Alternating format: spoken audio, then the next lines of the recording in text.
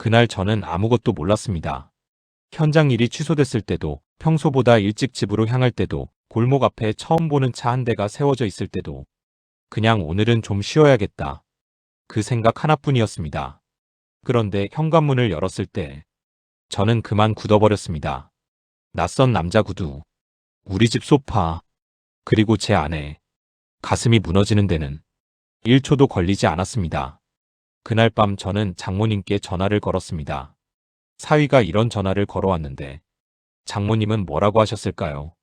나도 알고 있었어. 저는 그 말을 듣는 순간 세상이 통째로 무너지는 느낌이 들었습니다. 평생 하루도 빠짐없이 일했습니다. 새벽엔 택배, 낮엔 일용직, 사업이 망한 뒤에도 가족에게 손 한 번 벌리지 않으려고 몸이 부서져라 버텼습니다. 그런데 그렇게 버텨온 남자에게 아내가 남긴 말은 딱 한마디였습니다. 당신 능력 없는 거 알잖아. 하지만 이 이야기는 여기서 끝나지 않았습니다. 아버지는 조용히 전화를 받았고 다음 날 저녁 서류 봉투 하나를 들고 나타났습니다. 그 봉투 안에는 아내도 장모님도 그 남자도 전혀 예상하지 못했던 것들이 들어있었습니다. 그날은 정말 우연이었습니다. 새벽 2시가 넘도록 택배 상하차를 마치고 서너 시간 쪽잠을 자고 일어나 아침 일용직 현장으로 나가는 것. 그게 그 무렵 저의 하루였습니다. 알람이 울리기도 전에 몸이 먼저 깨는 날이 많았습니다. 자는 건지 기절하는 건지 구분이 안 될 만큼 쌓인 피로가 뼈에 배어 있었지만 그래도 저는 매일 나갔습니다. 쉬는 날이 곧 수입이 끊기는 날이었으니까요. 그런데 그날은 달랐습니다. 현장 반장에게서 연락이 왔습니다. 공사 일정이 바뀌었다고, 오늘은 나오지 않아도 된다고. 전화를 끊고 잠시 멍하니 서 있었습니다. 오랜만에 생긴 빈 시간이 어색하게 느껴졌습니다. 뭘 해야 할지 몰랐습니다. 그냥 집에 가자. 들어가서 눕자. 그 생각뿐이었습니다. 버스에서 내려 골목으로 접어들었을 때였습니다. 집 앞에 처음 보는 차 한 대가 세워져 있었습니다. 짙은 색의 중형 세단. 이 골목에서 한 번도 본 적 없는 차였습니다. 그냥 지나쳤습니다. 별 생각 없이 현관문 비밀번호를 눌렀습니다. 문이 열리는 순간 저는 멈췄습니다. 현관 바닥에 구두가 놓여 있었습니다. 제 것이 아닌 구두. 사이즈도 다르고 보본 적도 없는 가죽 구두였습니다. 심장이 먼저 반응했습니다. 머리가 상황을 정리하기도 전에 온몸이 굳어버렸습니다. 거실로 들어섰습니다. 소파에 두 사람이 앉아 있었습니다. 아내, 그리고 처음 보는 남자. 두 사람 모두 저를 봤습니다. 아무도 먼저 말하지 않았습니다. 남자는 당황한 기색이 역력했고 아내는 잠깐 굳었다가 이내 눈을 피했습니다. 저는 그 자리에 서서 아무것도 하지 못했습니다. 소리를 지르지도 따지지도 못했습니다. 그냥 서 있었습니다. 얼마나 시간이 흘렀는지 모릅니다. 남자는 구두를 챙겨나갔고 현관문이 닫혔습니다. 그 소리가 유난히 크게 들렸습니다. 그날 밤 저는 방에서 혼자 앉아 있다가 장모님 번호를 눌렀습니다. 왜 장모님이었는지 지금도 잘 모르겠습니다. 딱히 다른 곳에 전화할 수 없었던 것 같기도 합니다. 장모님이라면 딸을 말려줄 수 있을 것 같았습니다. 장모님, 아내가 바람을 피웁니다.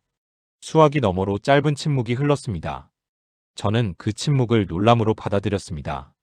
그런데 돌아온 말은 제가 전혀 예상하지 못한 것이었습니다. 나도 알고 있었어. 그 한마디가 귓속으로 들어오는 데는 시간이 걸렸습니다. 무슨 말인지 알면서도 한참을 이해하지 못한 채 서 있었습니다. 장모님이 알고 있었다는 건 이 일이 오늘 처음이 아니라는 뜻이었습니다. 그리고 그것은 저만 몰랐다는 뜻이기도 했습니다. 저는 어릴 때부터 손이 먼저 나가는 사람이었습니다. 고등학교 졸업장을 받던 날 친구들이 대학 원서를 들고 오갈 때 저는 이미 취업 공고를 살펴보고 있었습니다. 집안 형편이 넉넉하지 않다는 걸 알았고 누군가에게 기댄다는 게 어릴 때부터 몸에 맞지 않았습니다. 그냥 일하면 됐습니다. 몸을 쓰면 됐습니다. 그게 제가 아는 유일한 방식이었습니다. 20대 내내 쉬지 않았습니다. 공사판을 전전하기도 했고 공장 라인에 서기도 했습니다. 남들이 주말에 나가 놀 때 저는 잔업을 자청했습니다. 그 시절을 후회한 적은 없습니다. 오히려 그게 자랑스러웠습니다. 내 손으로 벌어서 내 입으로 먹는다는 것. 그 단순한 사실이 저를 버티게 했습니다. 결혼은 35세 했습니다. 늦은 편이었습니다. 아내는 소개팅 자리에서 만났고 몇 번 만나지 않아 진지해졌습니다. 아내는 밝았고 말이 많았습니다. 저는 말이 없는 편이었습니다. 그래도 잘 맞는다고 생각했습니다. 제가 부족한 부분을 아내가 채워주는 것 같았습니다. 결혼하고 2년쯤 지났을 때 저는 작은 가게를 열었습니다. 동네 분식집이었습니다. 크지 않았지만 제 이름으로 된 가게가 생긴다는 게 뿌듯했습니다. 아내도 처음에는 함께 나와 일했습니다. 바쁜 점심시간에는 둘이 나란히 서서 움직였습니다. 그때가 결혼 생활 중 가장 가까웠던 시절이었는지도 모르겠습니다. 장사는 그럭저럭 됐습니다. 크게 벌지는 못해도 월세 내고 생활비 쓰고 나면 조금씩 모이긴 했습니다. 언젠가는 자리를 키워보겠다는 생각도 했습니다. 소박했지만 그게 저의 계획이었습니다. 그런데 코로나가 터졌습니다. 처음에는 잠깐이겠거니 했습니다. 다들 그렇게 생각했습니다. 한두 달만 버티면 괜찮아질 거라고. 그래서 저는 버텼습니다. 월세를 카드로 막았고 재료비를 외상으로 댔습니다. 매출은 반토막이 났다가 결국 바닥으로 내려앉았습니다. 손님이 끊겼습니다. 문을 열어도 하루 종일 아무도 들어오지 않는 날이 생겼습니다. 1년을 그렇게 버텼습니다. 결국 가게를 닫을 수밖에 없었습니다. 마지막 날 간판을 내리고 셔터를 내렸습니다. 아무도 없는 가게 안에서 잠깐 앉아 있었습니다. 오래 있지는 않았습니다. 감상에 빠져 있을 시간이 없었습니다. 밀린 월세, 재료비 외상, 카드 대금, 대출. 숫자들이 머릿속을 가득 채웠습니다. 가게를 접고 나서 남은 건 빚이었습니다. 적지 않은 금액이었습니다. 한순간에 갚을 수 있는 돈이 아니었습니다. 그런데 이상하게도 그 시절 저를 가장 무겁게 짓누른 건 빚이 아니었습니다. 빚은 일하면 갚으면 됩니다. 시간이 걸릴 뿐이지 방법은 있었습니다. 가장 힘들었던 건 따로 있었습니다. 가게가 문을 닫던 그날 이후로 아내의 눈빛이 달라졌습니다. 말이 줄었고 함께 있어도 어딘지 먼 곳을 보는 것 같았습니다. 저는 그게 실망이라고 생각했습니다. 남편이 사업에 실패했으니 속상한 거겠거니. 그렇게 넘겼습니다. 그때는 몰랐습니다. 그 눈빛이 실망이 아니라 이미 다른 무언가를 향하고 있었다는 것을. 가게 문을 닫은 다음 날부터 저는 다시 일을 나갔습니다. 누가 시킨 것도 아니었습니다. 그냥 움직여야 했습니다. 앉아서 숫자를 들여다보고 있으면 숨이 막혔습니다. 몸을 쓰고 있어야 그나마 머리가 조용해졌습니다. 그게 제가 아는 유일한 방식이었고 그때도 다르지 않았습니다. 낮에는 일용직 현장을 돌았습니다. 콜이 오는 곳이면 어디든 나갔습니다. 철거 현장이든 이삿짐이든 공사 보조든 가리지 않았습니다. 일이 없는 날은 인력사무소 앞 벤치에 앉아서 기다렸습니다. 그 벤치에 앉아있는 사람들 중에는 저보다 나이가 훨씬 많은 분들도 있었습니다. 70이 넘어 보이는 어르신이 안전모를 들고 서 있는 걸 보면서 저는 아무 생각도 하지 않으려 했습니다. 밤에는 택배터미널로 갔습니다. 상하차 일이었습니다. 컨베이어 벨트 앞에 서서 박스를 옮기는 일. 무게는 제각각이었습니다. 가벼운 것도 있었지만 어떤 건 허리가 휘청일 만큼 무거웠습니다. 새벽 2시, 3시까지 이어지는 날이 많았습니다. 손바닥에 굳은 살이 박이고 어깨가 뭉쳐서 팔을 들어 올리기 힘든 날도 있었습니다. 그래도 자리를 비우지 않았습니다. 잠깐이라도 앉아 있으면 다시 일어서기가 더 힘들었습니다. 한 달 동안 하루도 쉬지 않았습니다. 그렇게 해도 빚은 천천히 줄었습니다. 이자가 붙었고 집 대출 상환도 있었습니다. 갚는 속도보다 이자가 쌓이는 속도가 더 빠른 것 같은 날도 있었습니다. 숫자는 좀처럼 줄지 않았지만 저는 멈추지 않았습니다. 방법이 그것뿐이었으니까요. 가족에게 손을 벌리는 건 생각하지 않았습니다. 아버지는 연로하셨고 형제들도 넉넉한 형편이 아니었습니다. 장모님 쪽에도 말할 생각이 없었습니다. 내 문제는 내가 해결해야 한다는 생각이 어릴 때부터 몸에 배어 있었습니다. 도움을 요청하는 게 창피해서가 아니었습니다. 내가 벌어서 내가 갚아야 한다는 것. 그게 제가 스스로에게 지켜온 단 하나의 원칙이었습니다. 그 무렵 아내와 나누는 대화는 거의 없었습니다. 새벽에 들어오면 아내는 이미 자고 있었고 아침에 제가 나갈 때는 아직 일어나지 않은 날이 많았습니다. 마주치는 시간 자체가 없었습니다. 서로 얼굴을 보지 못한 채 하루가 끝나는 날도 있었습니다. 저는 그게 각자 바빠서라고 생각했습니다. 피곤하니까, 시간이 없으니까. 그렇게 넘겼습니다. 그런데 가끔 아내의 핸드폰이 눈에 띄었습니다. 늦은 밤 거실 소파에 혼자 앉아 화면을 들여다보는 아내를 지나친 적이 있었습니다. 제가 들어서는 소리가 났는데도 돌아보지 않았습니다. 잠깐 이상하다는 느낌이 들었지만 저는 그냥 방으로 들어갔습니다. 따질 기력도 없었고 의심을 붙잡고 있을 여유도 없었습니다. 지금 생각하면 그때가 마지막 기회였는지도 모릅니다. 하지만 저는 몰랐습니다. 몸이 부서질 것 같은 그 시간 동안 제가 지키려 했던 것이 이미 무너지고 있었다는 것을, 저만 혼자 버티고 있는 줄 알았던 그 시간이 사실은 둘이 아닌 혼자만의 싸움이었다는 것을, 그리고 이제 곧 저는 그것을 두 눈으로 확인하게 됩니다. 그날 밤은 거의 뜬 눈으로 보냈습니다. 천장을 보다가 눈을 감았다가 새벽이 되도록 잠이 오지 않았습니다. 옆방에서 아내가 자는 소리가 들렸습니다. 아무 일도 없었다는 듯 고르게 숨을 쉬고 있었습니다. 저는 그 소리를 들으면서 한 가지 생각만 했습니다. 내일 아침에 물어봐야겠다. 그게 전부였습니다. 따지거나 소리를 지르고 싶다는 생각은 들지 않았습니다. 그냥 왜 그랬는지 알고 싶었습니다. 아침이 됐습니다. 아내가 부엌에서 움직이는 소리가 났습니다. 저는 방에서 나와 식탁 앞에 앉았습니다. 아내는 등을 돌린 채 서 있었습니다. 저는 조용히 물었습니다. 왜 그런 거야? 아내가 멈췄습니다. 돌아보지는 않았습니다. 잠시 침묵이 흘렀고 저는 그 침묵이 길게 느껴졌습니다. 어떤 말이든 나올 것 같았습니다. 미안하다는 말이든 변명이든. 그런데 아내가 천천히 돌아서며 한 말은 그게 아니었습니다. 당신 능력 없는 거 알잖아. 저는 그 말을 듣고 아무 말도 하지 못했습니다. 목소리에 격양된 기색도 없었습니다. 화가 나서 내뱉은 말이 아니었습니다. 담담했습니다. 오히려 그게 더 이상했습니다. 오래전부터 마음속에 정리해둔 말을 꺼내는 것처럼 조용하고 또렷했습니다. 거기서 끝나지 않았습니다. 아내는 작게 웃으며 말을 이었습니다. 너 때문에 내가 고생할 필요 없잖아. 그 웃음이 기억납니다. 비웃음도 아니었고 냉소도 아니었습니다. 그냥 당연한 것을 말하는 사람의 표정이었습니다. 저는 그 순간 이상한 감각을 느꼈습니다. 무너진다는 게 이런 건지 아니면 이미 오래전에 무너진 걸 지금 확인하는 건지 알 수 없었습니다. 사업이 망했을 때도 저는 무너지지 않았습니다. 빚을 떠안았을 때도, 새벽까지 박스를 나를 때도, 허리가 끊어질 것 같은 날도 저는 주저앉지 않았습니다. 그런데 그 짧은 두 마디가 지금까지 버텨온 것들을 한꺼번에 건드렸습니다. 능력 없는 사람. 그게 아내 눈에 비친 저였습니다. 빚을 혼자 갚겠다고 새벽마다 나간 것도, 가족에게 손 벌리지 않으려 이를 악문 것도 아내에게는 아무 의미가 없었던 모양이었습니다. 버티는 사람이 아니라 그냥 못 나가는 사람으로 보였던 것입니다. 저는 그날 오후 집을 나왔습니다. 걸었습니다. 어디로 가는지도 모르고 한참을 걸었습니다. 아내의 말이 귓속에서 자꾸 맴돌았습니다. 분하다는 감정보다 먼저 든 건 허탈함이었습니다. 그리고 그 허탈함 뒤에는 한 가지 의문이 남았습니다.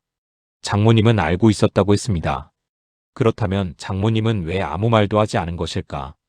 딸이 잘못된 길을 가고 있다는 걸 알면서도 왜 그냥 두었던 것일까? 저는 직접 가서 물어보기로 했습니다. 장모님 댁 앞에 서서 한참을 망설였습니다. 초인종을 누르기 전에 뭘 어떻게 말해야 할지 머릿속으로 여러 번 정리했습니다. 따지러 온 게 아니었습니다. 그냥 이해하고 싶었습니다. 알고 있었다는 그 말이 어떤 의미였는지, 왜 한 번도 말하지 않았는지. 초인종을 눌렀습니다. 잠시 후 문이 열렸습니다. 장모님은 저를 보고도 놀란 기색이 없었습니다. 올 줄 알았다는 듯 문을 열고 안으로 들어갔습니다. 저는 그 뒤를 따라 거실에 앉았습니다.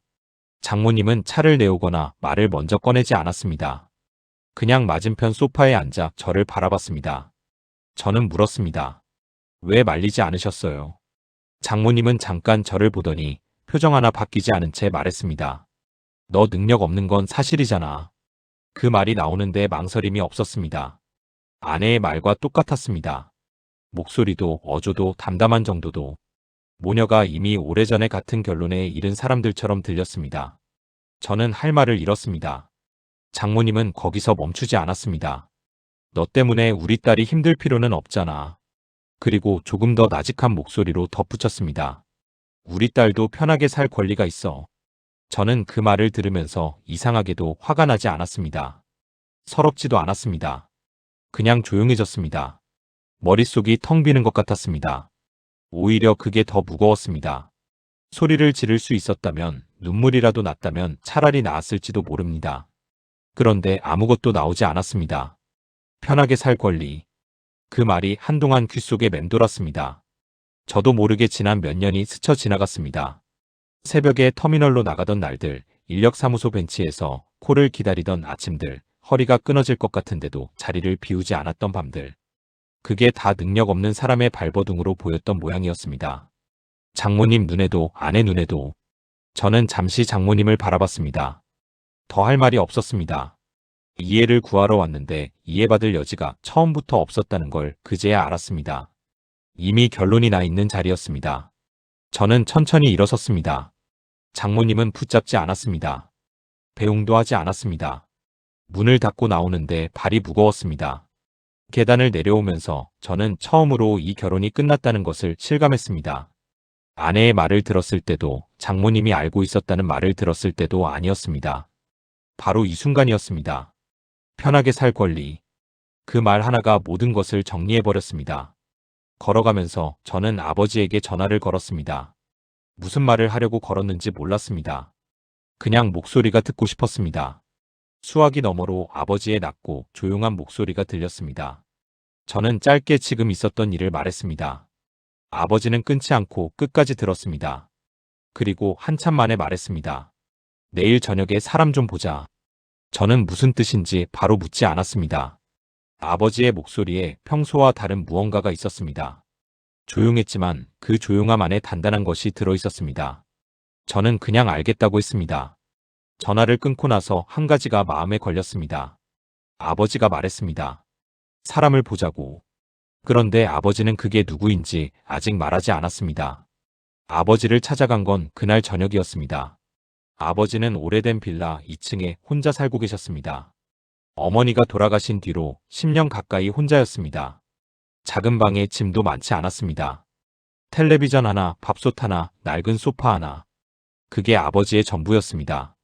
저는 그 집에 들어설 때마다 괜히 마음이 쓰였습니다.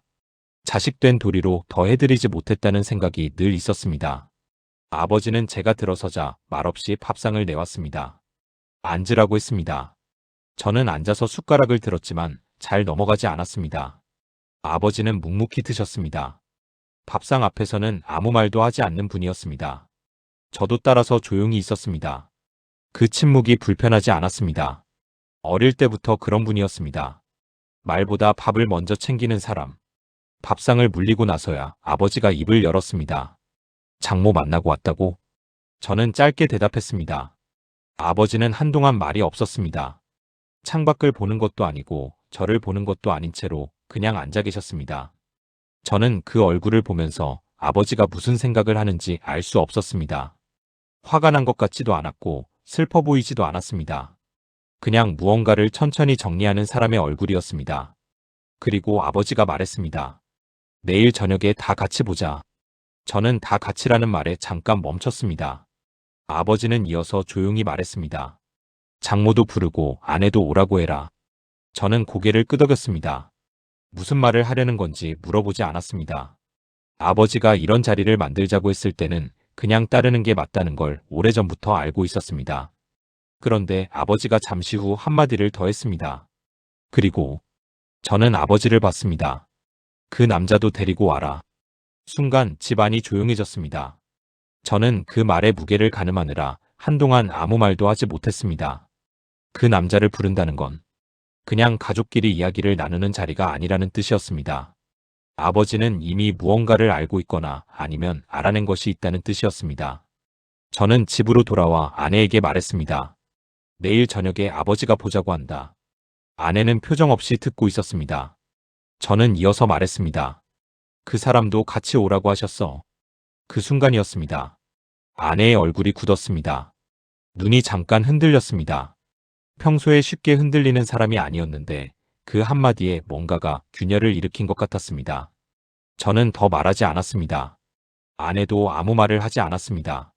그날 밤 아내는 방에서 나오지 않았습니다. 저는 거실 소파에 앉아서 창밖을 보다가 문득 아버지 얼굴이 떠올랐습니다.